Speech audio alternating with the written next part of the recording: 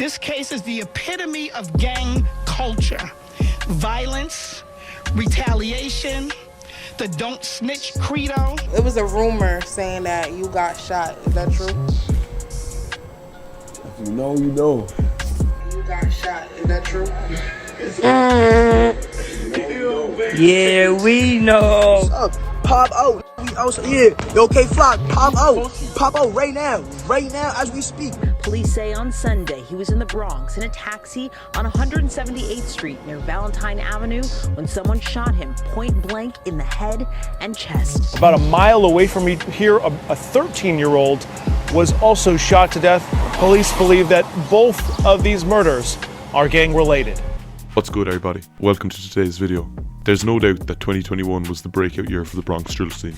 This breakout was led by 18-year-old rapper K-Flock.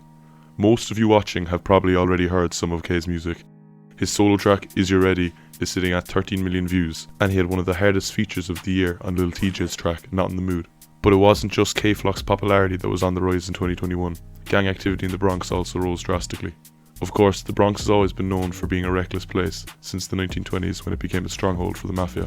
But this year saw some of the highest level of violence in recent times, with over 588 people being shot in the borough. For some residents, particularly in the South Bronx, their neighbourhood has been turned into a war zone. K, who recently just got booked for one of the most brazen murders I've ever seen, is definitely no stranger to gangs. He reps Sevside, a gang based on East 187th Street, and did a stint in prison before he started rapping.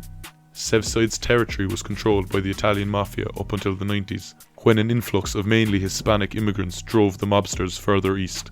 The Bronx is still Hispanic dominated.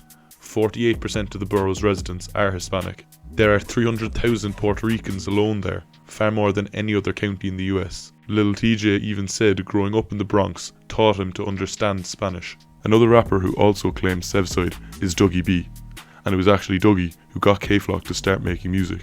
K and Dougie have loads of songs together, like Brotherly Love, which has 10 million views on YouTube. This was one of the first Bronx drill tracks to really blow up, and it kind of put the Bronx drill scene on the map. Dougie B actually got shot in his leg earlier this year, but thankfully he survived. Now, Sevside are beefing damn near half the borough. They're into it with all the OYOGz sets like RPT, 800 and 43rd. RPT, or River Park Towers, are 4 massive apartment buildings in the Bronx, and since they were built in 1975, they have been a hive of gang activity. In 2014, 19 members of RTP were indicted for running a drug ring, where they were selling huge amounts of crack cocaine. The projects are home to OYOGz rapper Dthang, who, because of his set, is into it with his own cousin K-Flock. I mean, this beef literally has blood cousins dissing each other and each other's dead friends. Can't wait to see Auntie now. On the 7th of July this year, New York was woken up to how hot the beef between Sevside and the OYOGz was after getting. Around 3 o'clock on that day, J-Rip, a Sevside member, was walking down 187th Street with his friend when a black sedan came to a stop beside him. A man got out of the car and began firing at the pair. J-Rip was hit and crawled to a nearby cafe where he would ultimately die. What makes this death particularly tragic is he was only 13. But before the day was over, there would be get back. Not even 8 hours later, 16-year-old OYOGz rapper Rah Gz were on Suno. This beef started for one of the smallest reasons I've ever seen. It stemmed from K-Flock claiming to be the king of the Bronx. Suno took to Instagram to dispute this claim. Suno stated he was the king of the Bronx, and the two went back and forth until it eventually escalated into real life. K and Suno's crews bumped into each other at Rolling Loud, and after a short conversation, a brawl between the two crews kicked off. Now, K-Flock must have woke up that morning and chose violence, because he just started swinging wildly during the fight. Both sides claimed they gave the other side a case of the beats, and to be honest, from the video, you can't really see Edot baby. Edot reps OYOGz, a set out of Sugar Hill. Sevside and OYOGz beef began in 2021 when Edot was on live cooling with a RPT member. Why is it 3 already for part 2 out now? I'm promoting. What you talking about? I told you this shit on. Yo, bro, nah, what the fuck? Sevside took offense to this and the two sets began dissing each other. So, word of my mother, when Edot see me, word of my mother. Word of my son. 26 shots for you. I just might up it on KK the way you went out for my niggas know I would do. It is for the murder of an OYOGz member that K-Flock will get booked for at the very end of this year. On the 16th of December, K was walking in Sugar Hill. Now, walking through his ops hood was definitely not K's smartest idea, but he wasn't looking for trouble.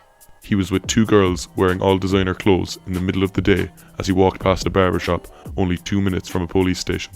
CCTV footage shows K doubling back as something in the barbershop catches his attention before walking on. Oscar Hernandez, an OYOGz member, comes out of the barbershop and begins to follow K. Now, the camera doesn't pick up what happens next, but Hernandez was shot and killed.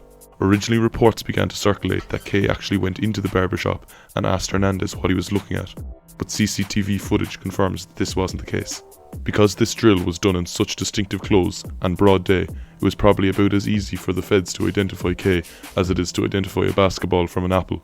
Apparently K-Flock is after hiring King Von's lawyer, but I'm not sure is a good lawyer going to be enough for K to beat this case. The whole situation reminds me of that iconic clip from an RDC World video. Not only did you do that, they got your ass on camera. They got me on the camera. This is the clearest video I've ever seen. This is the most HD ever. This is 4K.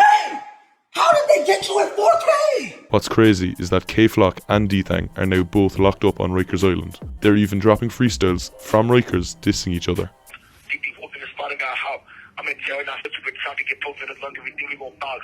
K-Flock, why you locked on the net? Nigga said I got hot me, you know that shit cap.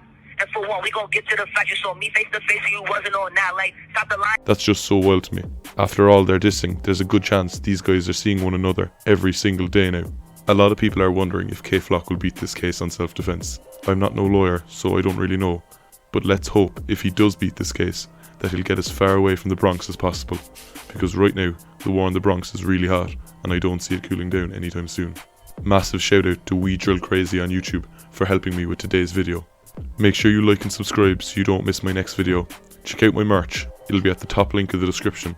That's it for today's video. Let me know if you have any suggestions as to what I should cover next. Thanks for watching.